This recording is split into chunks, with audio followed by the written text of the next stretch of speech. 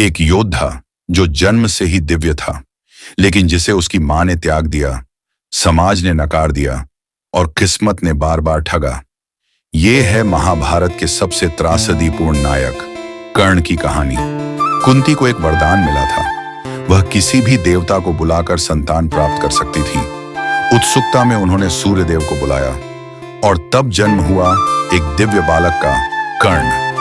परंतु लोकलाज के डर से कुंती ने अपने नवजात पुत्र को एक टोकरी में रखकर नदी में बहा दिया, यह जाने बिना कि वह इतिहास के सबसे महान धनुर्धरों में से एक को त्याग रही है।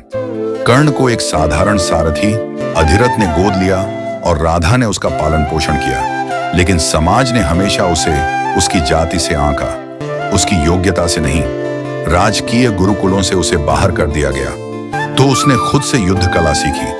उसका लक्ष्य अचूक था और उसकी लगन अडिग। जब परशुराम को सच्चाई का पता चला तो उन्होंने श्राप दिया कि जब तुम्हें अपने शस्त्र विद्या की सबसे ज्यादा जरूरत होगी, तब तुम सब कुछ भूल जाओगे। जब कर्ण ने अर्जुन को खुली चुनौती दी तो उसे उसकी जाति के कारण अपमानित किया गया।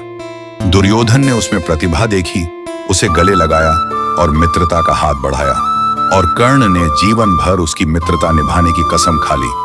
कुरुक्षेत्र का युद्ध शुरू हुआ और कर्ण खड़ा था अपने ही सगे भाइयों के विरुद्ध, यह जाने बिना कि वह भी एक पांडव है। युद्ध की पूर्व संध्या पर कुंती ने कर्ण को सच्चाई बताई, तुम मेरे प्रथम पुत्र हो।